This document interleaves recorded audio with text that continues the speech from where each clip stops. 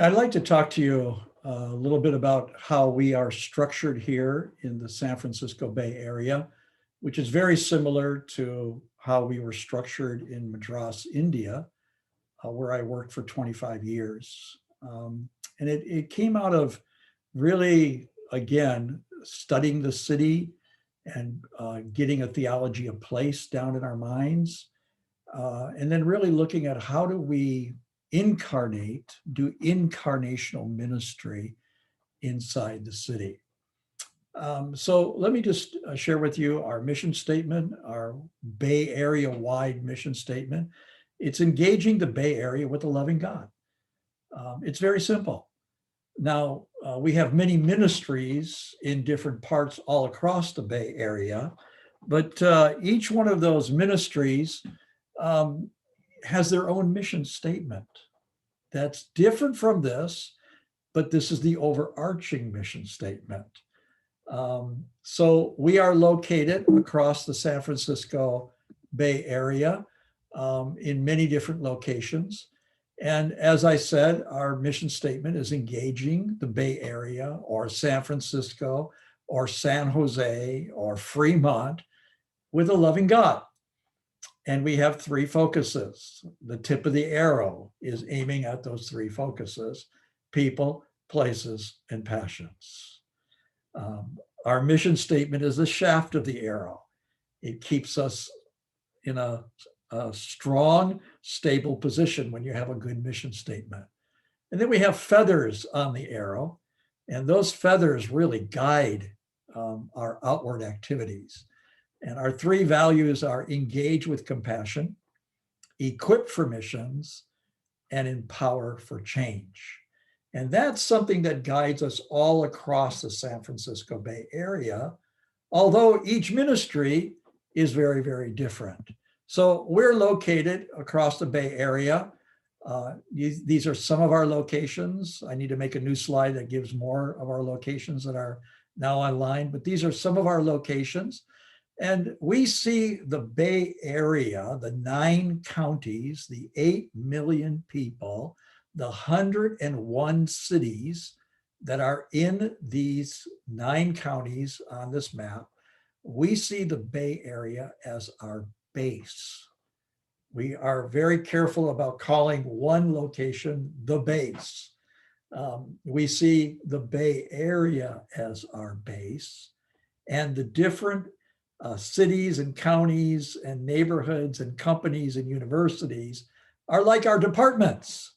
And that's where our teams live. They don't live down here where I am, they live out there. So it broadens our focus in a very, very broad way. It releases people in a very, very focused way to do their ministry out where the people are. So the Bay is our base, and we all share the same mission statement. We all share the same values, but we then go down to our own locations where each team has their own specific mission statement and their own strategies for reaching where God has put them. Now, we're looking at also multiplying University of the Nations schools. They don't have to be all in one location. We could have one in the south, one in the north, one in the east, one in the west. We could have others in between here or over there. You notice there's a lot of water in our area.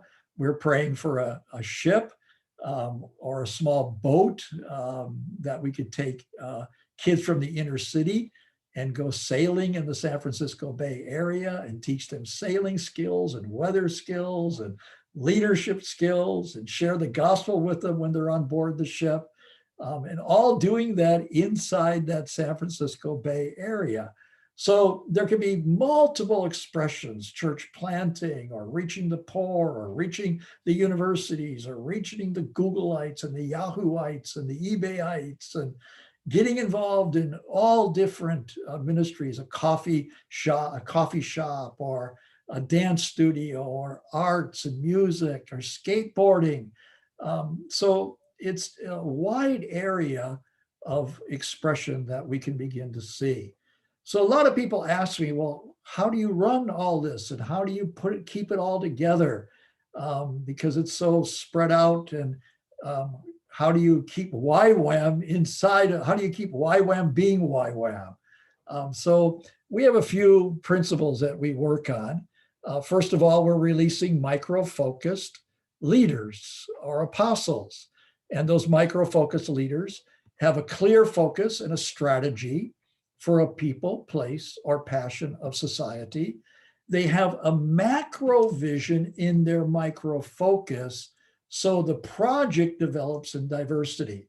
They may be church planting amongst the Afghans, but they might have several different ways in which they're engaged. They might be running a gym where they're doing powerlifting. Another branch of it might have some type of service outreach that's going on where they're doing primary healthcare work. And yet another branch might have some educational feature to it. Their focus is the Afghans, but they have 3 different expressions that are going on in reaching those Afghans. And maybe each focus or each outreach has its own leader that's developing and building a team around them. So it's a micro-focused ministry, but there may be one of our ministries here, because Justice Matters, they have about 18 people on their staff. Well, that's like bigger than many bases. Their focus is justice amongst women in a low-income neighborhood of San Francisco. And they have 18 women on their staff doing all different types of ministry, whether it's to families or it's to young girls, or it's with art, or whether it's with music, or whether it's with ballet. And so it's developing in diversity. They have an ability, the micro-focus leader has an ability to gather others around them in a team effort. They have people skills and character that builds disciples. They have the ability to sustain the project financially. They're good at fundraising, and they have to fundraise. Money is not being given from one main center. We're building transformational ministries that donors want to support and see them impact society with the kingdom of God. And they need a long-term commitment to accomplish the task. We don't start any ministry that's outside, or that's on its own, I should say, in the city, unless the leader has a 5-year commitment. Lauren Cunningham told me many years ago, or told me in a group of people many years ago, that it takes 5 years to establish a YWAM base. And so we kind of use that principle here, that you need at least a 5-year commitment. It takes 1 year just to smell the context, and then 2 years to really start developing strategies, and then you start building momentum. So we release leaders that can make a 5-year commitment to a particular task. And how do we keep them together? We use what Lauren's come up with the circles, cycles, and circuits in keeping people together. So each team develops their own policies. Each team is responsible for their own finances. Each team is responsible for their own recruiting. Each team leader sits on the Bay Area Circle team. So we have a team of leaders that oversee all the ministries, and we call it the Bay Area Circle team, or the BACT. And we meet once every 3 months for a half a day. And we focus on the 4 C's: coordinate, collaborate, communicate, and connect. We don't make top-down decisions. Decisions are being made at the team level. Strategies are being made at the team level. We might coordinate. Lauren Cunningham is coming to town. How can we all coordinate that event together? We communicate what's happening in the San Francisco Bay Area. Each team gives a report at that half-day meeting. We meet once every 3 months for about a half a day. And it's a time of worship. We're connecting with God. We're connecting with one another. We're communicating, giving reports. We're collaborating, and we're coordinating The Bay is our base. Just like on a base, you have a staff meeting every week. Well, so do we, but it's kind of like a staff meeting once every 3 months. And they, in their own locations, have their own staff meetings going on maybe once every week, but on a large scale, once every 3 months for half a day where we're gathering together. All right. So we also have optional meetings that people can come to. We have city celebrations 2 to 3 times a year. We focus on the 3 F's: food, fun, and fellowship. We might have monthly worship nights. We don't do that so much in the Bay Area because of the long distance in travel. But when I was in Madras, India, we did every month. We gathered all the staff and students and the 19 different locations that we had. And we had wonderful rock and roll Tamil and English worship and lifting our voices to God and celebrating who he is in the heart of the city. And people would hang around after the worship and fellowship with one another because they missed seeing one another. On a base, you get tired sometimes of seeing the same person. Whereas in this model, you're looking to see the people because you've been away from them for so long. We have fellowship dinners, like when major leaders come through. If John Dawson comes, or Lauren Cunningham comes, or Jim Steyer comes, or Sean Lambert comes, or somebody comes, I'll open up my apartment in downtown San Francisco and we'll host all the leaders from across the Bay Area to come have dinner with this leader, and we sit together and we talk about vision and what God is doing. We have YWAM open nights where everybody joins together. We also have a San Francisco Bay Area retreat. We don't go too far out of the Bay Area. We go down to the Redwoods and we get a nice campsite. And we have food, fun, and fellowship and inspirational teaching in the Redwoods with a swimming pool and hiking and archery and people hanging out together. We do it every year except this year because of COVID. And it's a wonderful time together where we are fellowshipping and we're re-energizing, and synergy is coming together. And we make it a mandatory meeting. That if you're part of the San Francisco Bay Area ministries, then come. All staff and students and leaders gather together for 2 to 3 days of being together at a campsite where we can just hang out together and have a wonderful retreat with one another.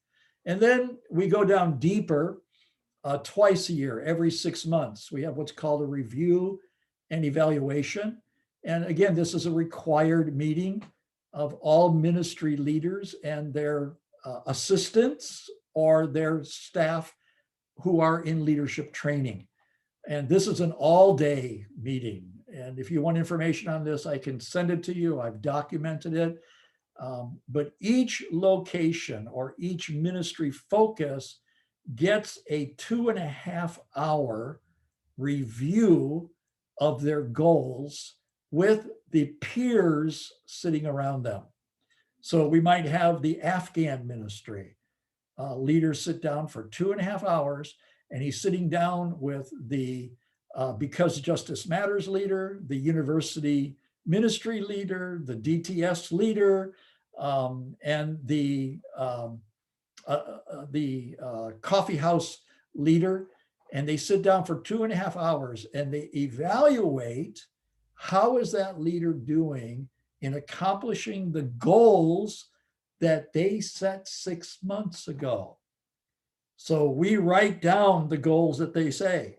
If they say, I'm going to start 2 new Bible studies in the next 6 months, then at that meeting, we take out that document and we turn to that leader. We say, now you said you were going to start 2 new Bible studies in the last 6 months. How are you doing? If the leader says, oh my, I haven't been able to start those Bible studies, we do not say to that leader, why have you not started those Bible studies? We say to that leader, why? have you not started those Bible studies? And then that leader starts thinking, and he says, well, I got many pastoral problems on my team, and I gave more of my energy to dealing with the problems in my team than doing the outreach that I needed to the community. Now, we don't say, why do you have so many problems on your team? We say, why do you think that's happening? Well, that leader might then say, I think it's happening because I don't really have a pastoral gift. And we don't say to that leader, why don't you have a pastoral gift? We say, what do you think you can do about that? That leader might say, well, how can you guys help me? And maybe somebody sitting in the circle that's from another location in the Bay Area, that's a leader. They might say, I have real good skills in pastoring people, and I'll be glad to come to your location once every fortnight or once every 2 weeks. And I'll do some devotion and then just hang around for the morning and see if anybody wants to talk to me. And I'll help build member care at your location. We find synergy begins to happen. People start banding together. Why? Because we have a vision for the San Francisco Bay Area, but each leader is focusing down on their slice of the pie. When you bring them together, church planning amongst Muslims, university ministry outreach, DTS leader in downtown San Francisco, because Justice Matters dealing with women on the streets or in strip clubs, or you bring them together, they start seeing, yes, my ministry is completely different from your ministry, but we have some of the same problems. We share the same values, and we're in the same context of this urban, metro, hyper-diverse city that God has called us to. Let's work together and see the gospel go forward. I'd like you to just take some time as we close and maybe just talk together about how do you see cities, and how can you see YWAM becoming more effective in decentralizing and releasing micro-focused ministries that maybe have nothing to do with training, but they're focused on a particular people, place, or passion. And talk about that and see how God would lead you in that area.